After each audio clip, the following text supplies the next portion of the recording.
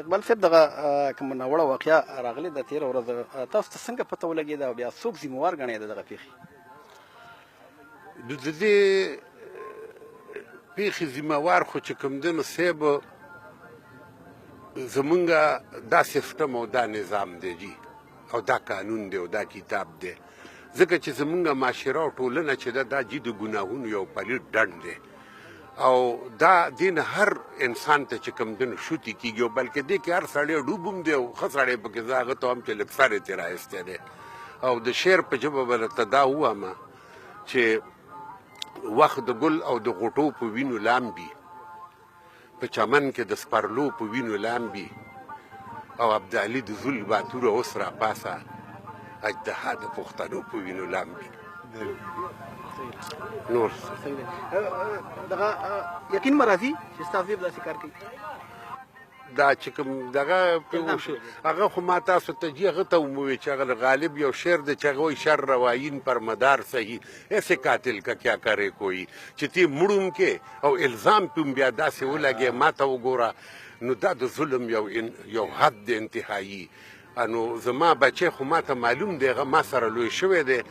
د سره هغه به چا سره خبرې نه کړې زمونږ د ماحول نه تپوسو کوي که چا د تاله دننه لوی کړي د کتاب یې لوستی دی بقایا دغه خبره به هغه کوله چې کله به کور کې راغی او د دین خبرې به مونږ کولې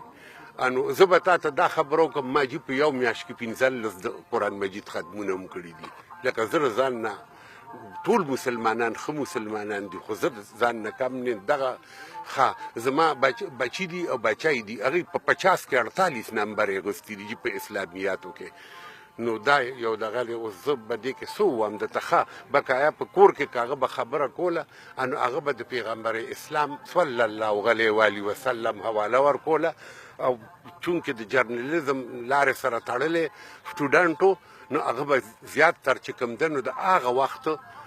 د دې جدید دور خبره به هم کوله خو د انصاف هغه خبره به د حضرت عمر صاحب راغوسته او بیا که د دې نه اپل هغه په دې سیسټم څه تنقید کړي نو دغه به وي چې دا سیسټم او دا نظام چې کوم دی دا سودي نظام دی او په دې کې ډېرو خلکو دې مرداره کې خوله ورکړله بلکې هغه به دا وي چې دا یو بنډر کوی دی مونږ پکې ټول چې کوم دی نو غرق یو او مونږ چې کوم دی نو د کائنات قدرت د سیسټم او د نظام نه بغاوت کړی دی ځکه چې کوم دی نو زمونږ حالات داسې دي او مونږ خراب یو نو بس په دې امید مې شته انصاف به درته میلاو شي او څنګه به درته میلاوي؟ د انصاف دپاره خو اوس ګوره جي مثال په طور باندې که چېرې دا د انساني حقوقو تنظیمونه یا د سیول سوسایټۍ تنظیمونه وکلا شو یا داسې مثال په طور باندې شاعران شو ادیبان شو هغوی د اواز اوچت کي نو خیر دی که ماته انصاف میلاو نوم شي لیکن مثال په طور باندې یو سوچ به راپیدا شي یو اویرنس به راشي او زی به سوسایټي به په مخ کې باندې ځي ځکه چې جي د نور پلبشې څوک په زنځیرونو نشي تړلی او جي ډېره مننه ډېره مهرباني جي